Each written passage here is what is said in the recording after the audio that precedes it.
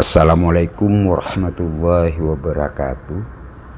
Para pencinta Tosan Aji dimanapun saja berada, kali ini saya akan mereview secara tuntas dan singkat mengenai salah satu keris pusaka langka yang memiliki dimensi panjang peksi sekitar 7,3 cm, panjang gonjo sekitar 9 cm, kemudian diameter dari peksi itu sekitar 7 mm, dan semakin ke ujung semakin kecil, yaitu sekitar 4 mm. Kemudian ketebalan bagian tengah sorsoran gonjonya itu sekitar 13 mm, yang memiliki ricikan yaitu sekar kacang berjenggot, jalin tunggal, ya, kemudian lambe gajah tunggal, tikel alis ya pada bagian depan, kemudian pijetan, sogokan rangkap, kemudian di belakangnya terdapat serawian, dan di bagian belakang bilah terdapat ronda nunut. Bilah memiliki odo-odo atau geger sapi, kemudian tikel alis nyambung ke keruingan depan sampai mendekati pucuk bilah. Di belakang juga serawian nyambung dengan keruingan depan mendekati pucuk bilah, keduanya bersatu. Itu yang pertama ricikannya. Panjang bilahnya diukur dari gonjo sampai ke pucuk bilah itu 41,5 cm, sehingga keris pusaka ini termasuk corok. Melihat dari ricikan, maka termasuk dapur Sinom Robyong berpamor bulu ayam, atau katanya orang Madura bulu ajam. Kalau menurut versi saya ini, mungkin ada beberapa pakeris mengatakan pamor belara sineret. Nanti akan saya jelaskan perbedaannya di mana menurut saya. Kita akan melihat juga sandangannya khas Sumenep, ya, ukir dan udengan. Bisa dilihat pemirsa, itu bentuknya handle-nya tumenggungan, kemudian bebernya dari perak, ya, bahan perak sepuh. Lawasan memang bawaan keris pusaka ini. Dapur Sinom Robyong berasal dari dua kata, yaitu sinom dan robyong, yang memiliki makna keduanya yaitu selaras, yaitu artinya sinom itu daun muda atau daun di pucuk asam yang masih muda. Kemudian maaf ya, robyong mengandung arti semi atau bakal hidup.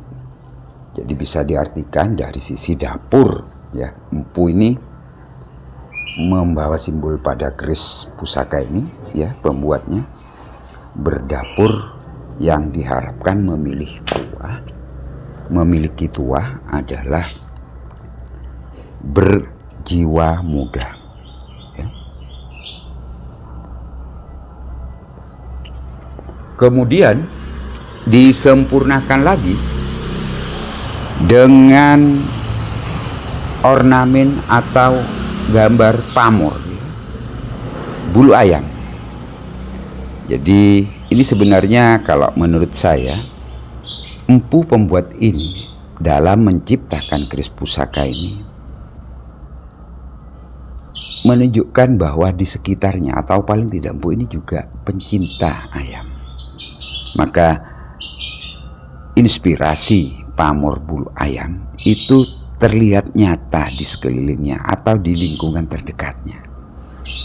Bulu ayam, seperti kita ketahui, banyak memiliki manfaat. Pada zaman dulu, sebelum ada kuas diciptakan, maka untuk melumasi atau melumeri, ya, meminyaki sesuatu itu tidak menggunakan kuas tetapi bulu ayam. bulu ayam itu lembut ya, halus, yang tentunya digabungkan dengan dapurnya, maka diharapkan pemilik pusaka ini memiliki jiwa yang halus, jiwa pengayom ya. Jiwa pengayom, terdapat kelembutan di dalam melaksanakan atau mengerjakan sesuatu. Jadi kebijakan-kebijakan yang dia ambil diharapkan di samping tentunya ketegasan ada ya, sesuai dengan bangun rancang pusaka ini yang gagah, yang saya katakan tadi memiliki panjang bilah 41,5 cm, kemudian memiliki tebal di bawah itu 13 mm ya di tengah, dan separuh panjang bilah ketebalannya sekitar 5 mm, lebar separuh panjang bilah sekitar 3 cm. Maka tentunya kombinasi antara kelembutan, ketegasan, kewibawaan itu ada pada pemilik pusaka ini, sehingga dalam menentukan suatu keputusan, maka keputusan yang dihasilkan diharapkan membawa efek positif. Kenapa dapur Sinom Robyong itu dibuat empu? Adalah untuk kalangan tertentu, yaitu kalangan bangsawan pada masanya. Pada video ini memang saya buat dalam 3 sesi. Sesi pertama itu kondisi real dari awal pusaka setelah 6 bulan ya baru dibuka dari warangganya.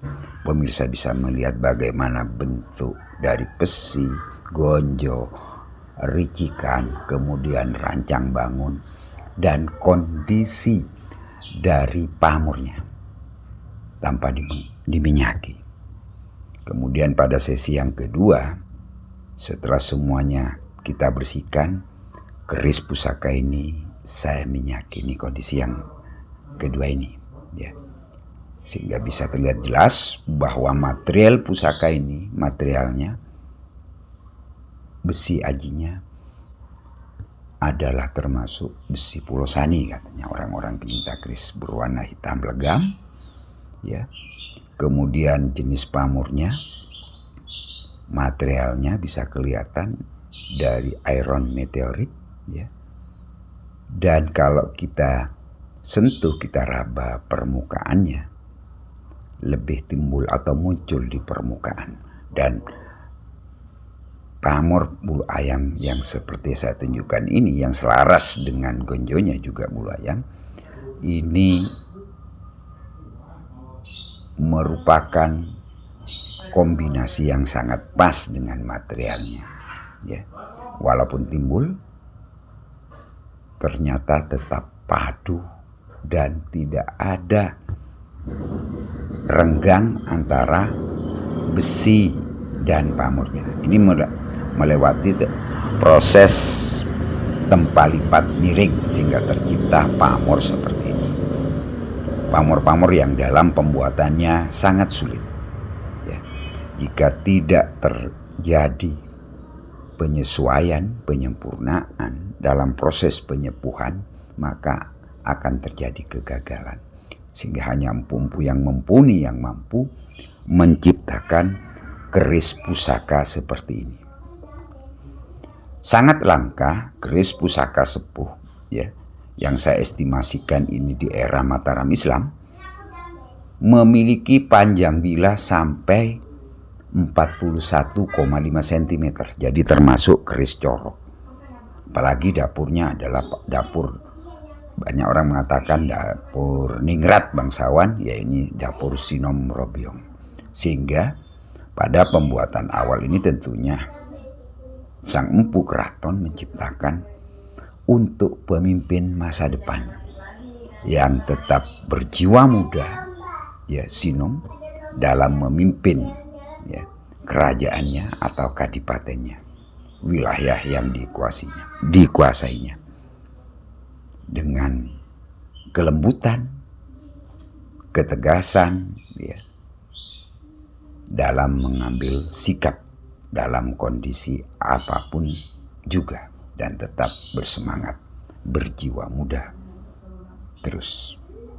Itu mungkin saja review mengenai keris pusaka berdapur Sinom Robyong berpamor bulu ajem asihan dengan panjang bilah 41,5 cm dengan sandangan khas Sumenep yang memiliki panjang warangkah saja 43 cm ya, dengan handle berbentuk tumenggungan ukir.